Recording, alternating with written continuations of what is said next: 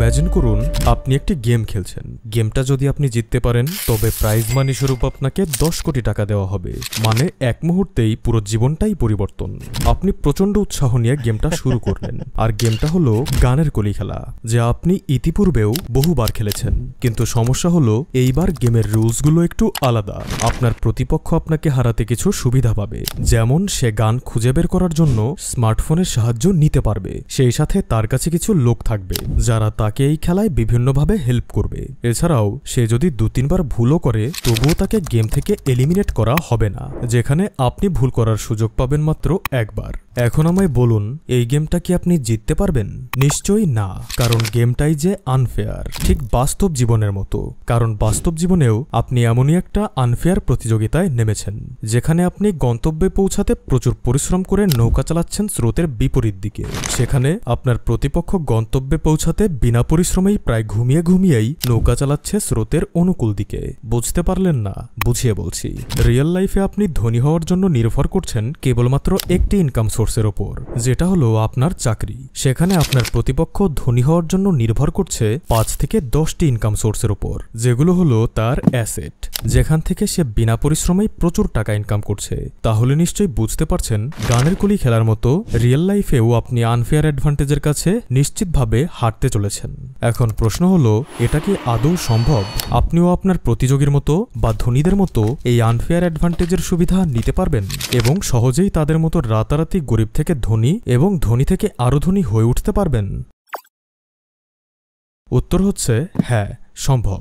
তবে এখানে আপনাকেও সেটাই করতে হবে যা তারা করছে, অর্থাৎ আপনাকেও একটি ইনকাম সোর্সের উপর পুরোপুরিভাবে নির্ভরশীল হয়ে থাকলে চলবে না। তাদের মতো মাল্টিপল ইনকাম সোর্স তৈরি করতে হবে। কেননা কোনো না কোনো এক মহান ব্যক্তি বলেছিলেন, if you wanted to become rich, find someone who is rich and do what he is doing, one day you will become rich. অর্থাৎ ধনী হতে গেলে ধনীদের অনুসরণ করতে হবে। তো ভাইজান, আজকের ভিডিওতে আমরা এই সূত্রই অনুসরণ করব এবং ধনীর ধনী হওয়ার পেছনের প্রধান 5টি অ্যাসেট নিয়ে আলোচনা করব, যার সাহায্যে তারা তো দিনকে দিন আরো ধনী হয়ে উঠছেন, আর এর অভাবে গরিবেরা গাধার খাটুনি খেটেও গরিব থেকে আরো গরিব হয়ে যাচ্ছেন। আর ভিডিওটি শেষ হতে হতে আপনি বুঝতে পারবেন কেন বলা হয় পরিশ্রম দিয়ে ধনী হওয়া যায় না। ধনী হতে হলে বুদ্ধির প্রয়োজন। So my dear brothers and sisters, let's start. Asset idea number 5, ghost renting. অনেক বছর আগের কথা। আব্দুল্লাহ ব্যাপারী আর কাশিম ব্যাপারী নামে 2 ভাই ছিল। বাবা মারা যাওয়ার পর তারা কিছু পৈতৃক সম্পত্তির মালিক হয়। এরপর 2 ভাই সেই সম্পত্তি ভাগ করে নিয়ে কৃষিকাজের ওপর কঠোর পরিশ্রম করতে শুরু করে। কিন্তু কয়েক বছরেই 2 ভাইয়ের মাঝে আর্থিক সমৃদ্ধির অনেকটা পার্থক্য গড়ে ওঠে। দেখা যায় আব্দুল্লাহ কাশিমের থেকে অনেক বেশি টাকা রোজগার করছে এবং দেখতে দেখতে সে আর্থিক স্বাবলম্বিতাও অর্জন করে এবং গ্রামের একজন গণ্যমান্য ব্যক্তিতেও পরিণত হয়ে যায়। ব্যাপারটা এতটাই দ্রুত ঘটে যেন মনে হয় আব্দুল্লাহ কোনো গুপ্তধনের সন্ধান পেয়েছে। আসলে গুপ্তধন কিছুই না, মূলত সে সেই যুগেও একজন অক্ষরজ্ঞানহীন মানুষ হওয়া সত্ত্বেও ছিলেন ফাইন্যান্সিয়ালি এডুকেটেড পারসন। তো তিনি যেটা করেছিলেন, প্রত্যেকবার ধান ঘরে তোলার পর সেই ধান বিক্রি করে টাকা জমাতেন এবং সেই সময় জমির মূল্য কম হওয়ায় কিছুদিন পর পর নতুন নতুন জমি কিনতেন। এভাবে যখন একটা সময় তার জমির পরিমাণ অনেক বেড়ে যায়, তখন তিনি সেই অতিরিক্ত জমিগুলো গ্রামের অন্যান্য চাষিদের চাষ করার জন্য বর্গা দিতেন। এতে করে তিনি কোনো পরিশ্রম ছাড়াই ওই জমিগুলো থেকে টাকা পেতে শুরু করেন, যাকে বলে প্যাসিভ ইনকাম। এরপর তিনি আবারও সমস্ত জমি থেকে আসা টাকা দিয়ে নতুন আরেকটি জমি কিনতেন এবং টাকা দিয়ে টাকা বানাতেন। অন্যদিকে তার ভাই গ্রামের বাকি কৃষকদের মতো ফসল ঘরে তোলার টাকা দিয়ে ঘরবাড়ি উন্নয়ন করা এবং ভালো খাবার দাবার খাওয়া আর একটু জাঁকজমকভাবে চলার চেষ্টা করতেন। তো তাদের এই ভিন্ন মাইন্ডসেটের কারণেই আজ আব্দুল্লাহ ব্যাপারী একজন গ্রাম প্রধান এবং কাশিম ব্যাপারী সাধারণ একজন কৃষক। জানলে অবাক হবেন, এটি সত্য একটি ঘটনা, আমার নিজের এলাকায় ঘটেছে। আব্দুল্লাহ ব্যাপারী বর্তমানে আমাদের স্ট্যান্ডিং গ্রাম প্রধান। যাই হোক, কিছুদিন আগে আমি খাবার টেবিলে বাবার কাছে এই ঘটনাটাই শুনেছিলাম এবং অবাক হয়েছিলাম। সেই যুগেও আব্দুল্লাহ ব্যাপারীর অসাধারণ বুদ্ধিমত্তা দেখে। এর জন্যই এক্সপার্টরা দাবি করেন পৃথিবীতে সবথেকে বেশি বিলিয়নার উঠে এসেছে এই রিয়েল এস্টেট থেকেই। এখন নিশ্চয়ই আপনি বলবেন, আরে ভাই, সেই সময় যে জমির মূল্য 15 টাকা ডেসিমাল ছিল, আজ সে জমির মূল্য 15 লাখ টাকা ডেসিমাল। তাহলে কিভাবে আমরা জমি কিনব এবং আব্দুল্লাহ ব্যাপারীর মতো গোস্ট রেন্টিং শুরু করব? অত্যন্ত গুরুত্বপূর্ণ একটি প্রশ্ন। চলুন এই সমস্যার সমাধান খুঁজে বের করি। আপনি নিশ্চয়ই আরইআইটি অর্থাৎ রিয়েল এস্টেট ইনভেস্টমেন্ট ট্রাস্ট নামটি শুনেছেন, যেটা হচ্ছে মূলত রিয়েল এস্টেটের একটি সাইট। যেখানে আপনি 10,000 টাকা দিয়েও আপনার ইনভেস্টমেন্টের যাত্রা শুরু করতে পারবেন। মূলত তারা যেটা করে, অনলাইনের মাধ্যমে মানুষের থেকে এভাবে টাকা সংগ্রহ করে এবং তারপর তারা সমস্ত টাকা একত্র করে জমি এবং ফ্ল্যাট কেনে আর তা ভাড়া দেয়। যে টাকা লাভ আসে তা ইনভেস্টরদের দিয়ে দেয় এবং কিছু পার্সেন্টেজ তারা রেখে দেয়, আর এটা আরবিআই দ্বারা অনুমোদিত, ফলে জালিয়াতির ভয় নেই। আপনি এ বিষয়ে একটু বিস্তারিত খোঁজখবর নিলে এর প্রোস অ্যান্ড কনসগুলো জানতে পারবেন। যাই হোক, অত্যন্ত দুঃখের সাথে বলতে হচ্ছে, এমন ধরনের কোনো ট্রাস্টেড প্ল্যাটফর্ম আমি বাংলাদেশে খুঁজে পাইনি। তাহলে কি আপনার ইনভেস্টমেন্টের জার্নি এখানেই থেমে গেল? কারণ আপনার হাতে তো আর প্রচুর টাকা নেই যে একাই বিজনেসে নেমে যাবেন। তাহলে আপনি কি করতে পারেন? আপনাকে একজন বিশ্বস্ত পার্টনার খুঁজে বের করতে হবে, যার মাইন্ডসেট হবে আপনার মতো।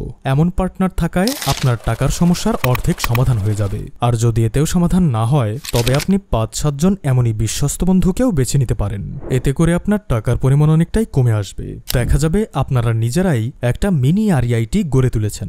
তবে এখানে আপনাদের অনেস্ট থাকতে হবে। জমি থেকে পাওয়া লাভ অর্থাৎ ভাড়া এবং তা বিক্রির মূল্য নিজেদের মাঝে সমানভাবে ভাগ করে নিতে হবে।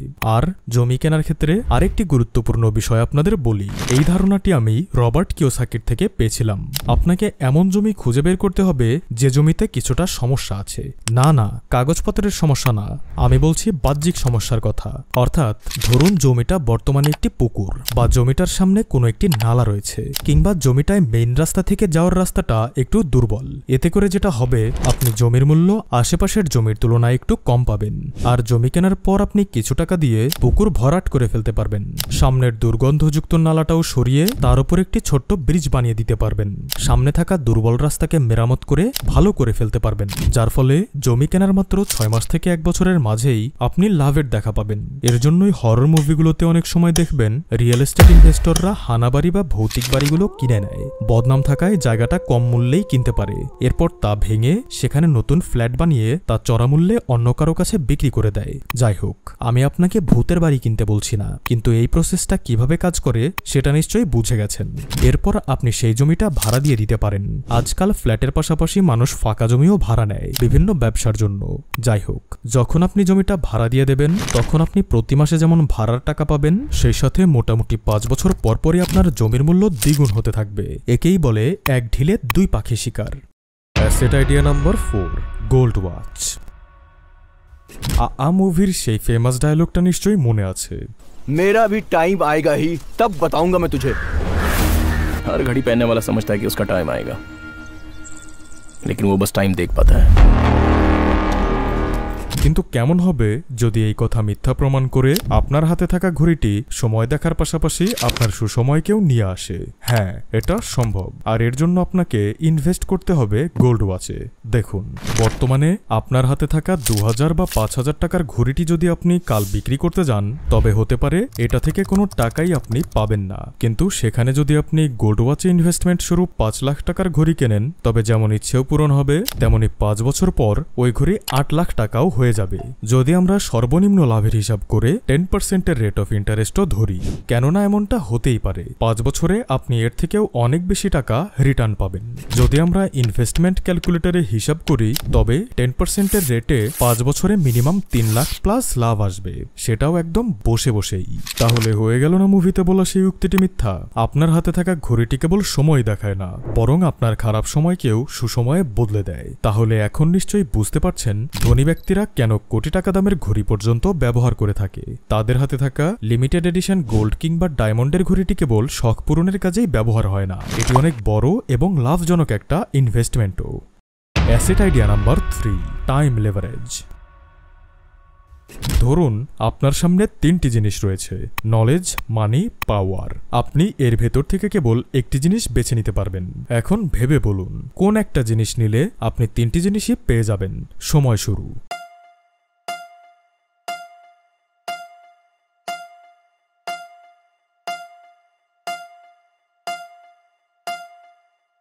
যারা মানি এবং পাওয়ারকে বেছে নিয়েছেন তাদেরকে জানাই কনগ্রাচুলেশন। কংগ্রাচুলেশনস। উত্তর ভুল। সঠিক উত্তর হলো নলেজ। কেননা সলিড নলেজ থাকলে আপনি মানি এবং পাওয়ার দুটোই অর্জন করতে পারবেন, আর নলেজ না থাকলে নবাব সিরাজউদ্দৌলার মতো বিশ্বাসঘাতককে দ্বিতীয়বার সুযোগ দিয়ে 50,000 সৈন্য আর 40টি কামান নিয়েও ইংরেজদের মাত্র 3,000 সৈন্য এবং 8টি কামানের কাছে হেরে যাবেন। তাই নলেজ ছাড়া পাওয়ার এবং মানিকে দীর্ঘ সময় কখনোই ধরে রাখা সম্ভব নয়। একটি এক্সাম্পল দিচ্ছি। ধরুন দুজন নামকরা ডক্টর, যাদের কাছে দূর দূরান্ত থেকে মানুষ আসে ট্রিটমেন্ট নেওয়ার জন্য। এখন ডক্টর তো আর ফ্রিতে কাজ করবে না। ধরুন তারা একটা পেশেন্টের জন্য 1000 টাকার ফিস চার্জ করেন, আর প্রতিদিন তাদের কাছে 50 জনের মতো রোগী আসে। তাহলে তাদের প্রতিদিন ইনকাম হচ্ছে 50,000 টাকা এবং মাসিক ইনকাম 15 লাখ, যেটা অনেক ভালো একটি অ্যামাউন্ট। কিন্তু প্রবলেম কখন শুরু হয় জানেন? যখন এই ডক্টররা অনেক বেশি ফেমাস হতে শুরু করেন, আর যখন তাদের কাছে 50 জন নয় বরং দৈনিক 500 জন রোগী আসে। এখন একজন ডক্টর যতই এক্সপার্ট হন, যতই স্কিলফুল হন, তিনি কি 50-এর জায়গায় 500 জনকে দেখতে পারবেন? The answer is no. আর এখানেই শুরু হচ্ছে দ্য গেম অফ মানি। দেখুন, স্বাভাবিকভাবেই ডক্টর 500 জন রোগীকে দেখতে পারবেন না এবং তিনি তার পেশেন্টকে হাতছাড়াও করতে চাইবেন না। তাহলে ডক্টর এখন কি করতে পারেন? চলুন একটা রিয়েল লাইফ এক্সাম্পল নেই। আপনারা ডক্টর জাহাঙ্গীর কবিরকে তো নিশ্চয়ই চেনেন। বর্তমানে তার ইউটিউবে সাবস্ক্রাইবারের সংখ্যা প্রায় 3 মিলিয়ন, যার দরুন সহজেই বোঝা যায় তার জনপ্রিয়তা সবার শীর্ষে। ফলে প্রতিদিন যে পরিমাণ পেশেন্ট তার কাছে ট্রিটমেন্ট পাওয়ার জন্য যায়, তাদেরকে হ্যান্ডেল করা তার একার পক্ষে সম্ভব না। তাই তিনি কি করছেন? তিনি একটা হসপিটালের মতো তৈরি করেছেন, যেখানে তার হয়ে বিভিন্ন ডক্টররা চিকিৎসা প্রদান করে থাকেন। এছাড়াও তিনি কোটি কোটি টাকার অর্গ্যানিক প্রোডাক্ট সেল করে থাকেন। পাশাপাশি তিনি অর্গ্যানিক রেস্টুরেন্টেরও জার্নি শুরু করেছেন। তো তিনি এসব না করে যদি 50 জন পেশেন্ট নিয়ে পড়ে থাকতেন, তবে তার ইনকাম 15 লাখেই আটকে থাকতো। কিন্তু এখন তার কাছে হসপিটাল কিংবা অসংখ্য ডাক্তার থাকায় 50 জনের জায়গায় যদি 500 জন বা 1000 জন রোগীও আসে, তবুও তার পক্ষে তা হ্যান্ডেল করা কোনো ব্যাপার নয়। আপনারা ম্যাক্স হসপিটালকে দেখতে পারেন, ফোর্টস হসপিটালকে দেখতে পারেন। তাদের ওনারও অসংখ্য ডক্টরদের হায়ার করেছেন, যাতে করে তারা হাজারো লাখো মানুষকে একদিনেই সেবা দিতে পারছেন এবং তাদের ইনকামটাও ইনফাইনাইট নাম্বারে হচ্ছে। আর যখন তারা দেখছেন একটি হসপিটাল মানুষের চাপ সামলাতে পারছে না, তখন তারা হসপিটালের ব্রাঞ্চ তৈরি করছেন, চেইন খুলছেন। এমন অসংখ্য অসংখ্য হসপিটাল রয়েছে যারা এই টেকনিক অবলম্বন করে মিলিয়ন বিলিয়ন টাকা কামাচ্ছে। এখন একবার চিন্তা করুন, আপনার সোসাইটিতে থাকা ডক্টরটি কি বেশি ইনকাম করছে, না ম্যাক্স হসপিটাল কিংবা ডক্টর জাহাঙ্গীর কবির বেশি ইনকাম করছে? উত্তরটা এখন আপনার জানা। আর তারা এটা কিভাবে করছে? টাইম লেভারেজকে ব্যবহার করে, যেখানে তারা নিজে টাইম দিচ্ছে না, বরং টাকা দিয়ে অন্যের টাইমকে কিনে নিচ্ছে এবং ইনফাইনাইট নাম্বারে মানি জেনারেট করছে। যদিও আমরা এখানে ডক্টরের এক্সাম্পল নিয়েছি, কিন্তু আপনি চাইলে যে কোনো বিজনেসের মাঝেই এই টাইম লেভারেজকে ব্যবহার করতে পারেন। কেননা প্রতিটি মিলিয়নার বিলিয়নারদের মিলিয়ন বিলিয়ন ডলার ইনকাম করার পেছনে মেইন একটা কারণ হলো এই time leverage. Asset idea number 2, auto বা ইজি বাইক রেন্টিং। আপনাদের একটি ঘটনা বলি। যখন আমি স্কুলে পড়তাম, তখন স্কুলের পাশে এক বড় ভাইকে দেখতাম মুদির দোকান চালাতে। মাঝে মাঝে সেখানে খাতা কলম কিনতে যেতাম, কিন্তু খেয়াল করতাম দোকানটা সাইজে বড় হলেও খুব একটা ভালো চলে না। কিছুদিন পর দেখি ভাই দোকান ছেড়ে দিয়েছে।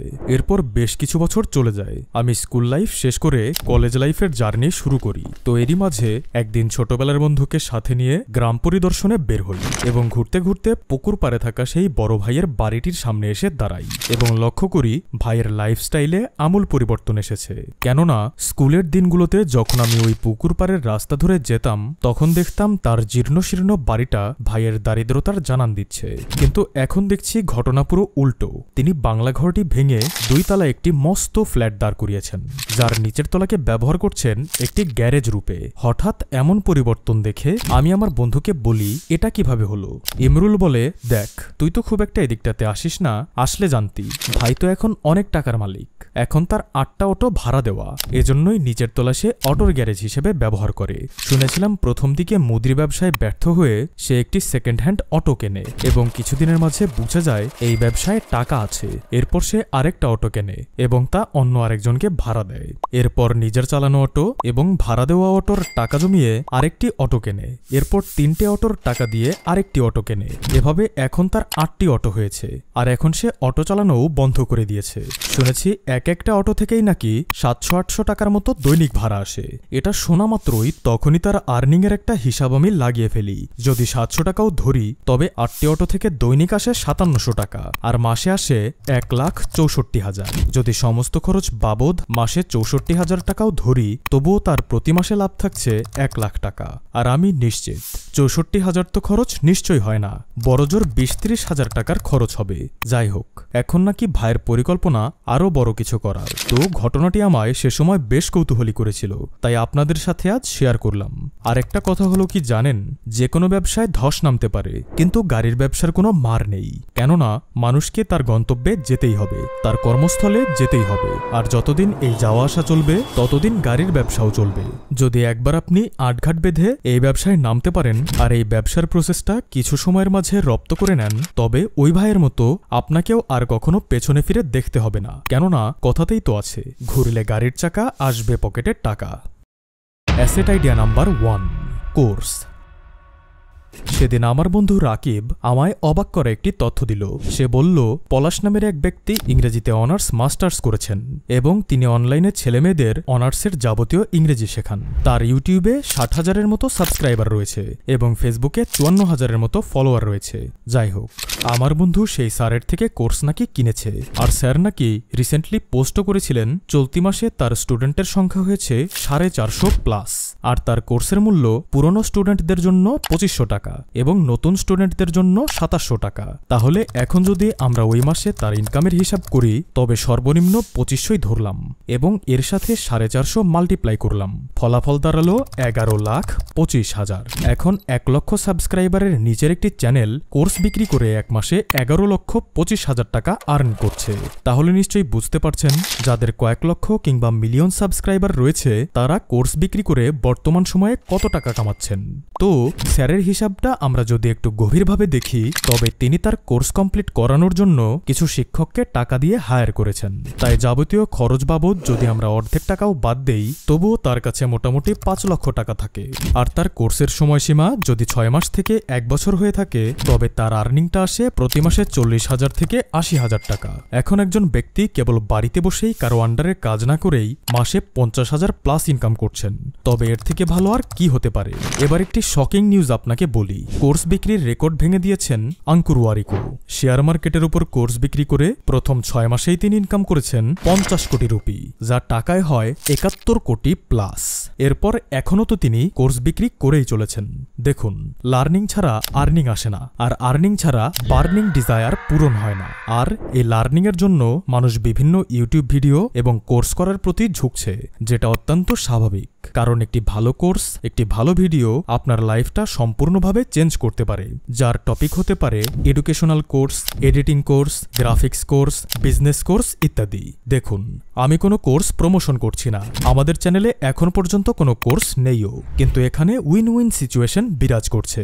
কিছু টাকা দিয়ে ভালো কোর্স কিনে আপনি যেমন লাভবান হচ্ছেন, সেখানে যে কোর্সটা বানিয়েছে সেও আপনার টাকা পেয়ে লাভবান হচ্ছে। তাই যদি আপনি কোনো বিষয়ে দক্ষ হয়ে থাকেন, এক্সপার্ট হয়ে থাকেন, তবে চাইলে আপনি সেই বিষয়ে কোর্স তৈরি করতে পারেন এবং সেই কোর্স মানুষের কাছে বিক্রিও করতে পারেন। আর যদি কোনো বিষয়ে আপনার জানা না থাকে তবে সেই বিষয়ে প্রথমে আপনি শিখতে পারেন, তারপর তা মানুষকে শেয়ার করতে পারেন। কেননা পৃথিবীর সবকিছু আপনাকে ধোঁকা দিলেও সলিড নলেজ কখনো ধোঁকা দেবে না। এর জন্যই বলা হয় পৃথিবীতে টাকা ইনকাম করার হাজারো লাখো কোটি উপায় রয়েছে। আপনি টাকা কামাতে পারছেন না এর অর্থ আপনি সেই উপায়গুলো জানেন না। আর জানতে গেলে কি করতে হবে? এমন সব লোকেদের সংস্পর্শে থাকতে হবে যারা সেই বিষয়গুলো করছেন, যেমন তাদের সাথে পার্সোনালি দেখা করা, ইউটিউবে তাদের ভিডিও দেখা, তাদের কোর্স কেনা, তাদের বই পড়া, তাদের সেমিনার অ্যাটেন্ড করা। কেননা বর্তমানে আমাদের সবথেকে বড় সমস্যা হলো আমরা কি জানি না সেটাও জানি না, আর এখান থেকেই আমাদের বের হতে হবে। তো ভাইজান, এই ছিল আমাদের আজকের আয়োজন। ভিডিওটি ভালো লাগলে লাইক করবেন, কমেন্টে আপনার মূল্যবান মতামত জানাবেন, আর এমনই top notch financial video non stop পেতে এসএসএস মোটিভেশন চ্যানেলটি সাবস্ক্রাইব করবেন। ধন্যবাদ।